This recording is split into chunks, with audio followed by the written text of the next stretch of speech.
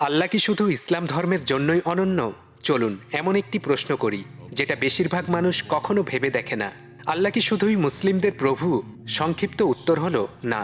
আল্লাহ শুধু ইসলাম ধর্মের মধ্যে সীমাবদ্ধ নয়, কারণ আল্লাহ কোনো নতুন নাম নয়, আর এটা মুসলিমদের বানানো কোনো শব্দও নয়। আরবি ভাষায় আল্লাহ মানে প্রভু বা সৃষ্টিকর্তাকে বোঝানো হয়।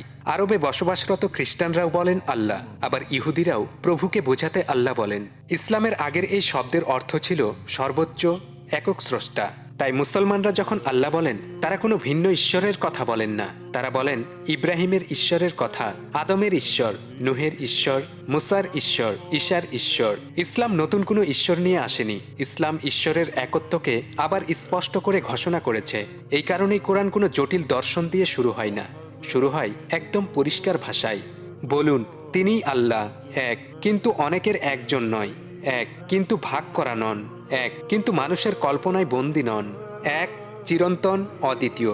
ইসলামকে আলাদা করে তোলে ঈশ্বর কে, এই প্রশ্ন নয়, বরং ঈশ্বরকে কতটা স্পষ্টভাবে সংজ্ঞায়িত করা হয়েছে সেখানে। কোনো বংশধারা নেই, কোনো দেহধারণ নেই, কোনো মধ্যস্থতাকারী নেই, শুধু আল্লাহ আর তার সামনে দাঁড়ানো একজন মানুষ।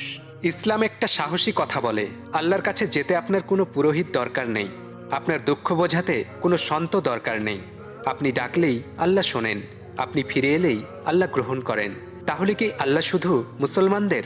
না, ইসলাম জোর দিয়ে বলে আল্লাহ কোনো জাতির সম্পত্তি নন, কোনো গোষ্ঠীর নন, কোনো প্রতিষ্ঠানের নন। আল্লাহকে মালিকানা করা যায় না, আল্লাহকে শুধু চেনা যায়। আর ইসলামের দাবি খুব সহজ, এই সেই একই ঈশ্বর যাকে মানুষ যুগে যুগে চিনেছে, কিন্তু বারবার ভুল করেছে। ধর্মভেদে মানুষ তাকে ব্যাখ্যা করেছে ভিন্নভাবে, তর্ক করেছে ভিন্নভাবে, ডেকেছে ভিন্ন নামে। কিন্তু ইসলাম বলে ঈশ্বর এক, অজটিল, অংশহীন, অতুলনীয়।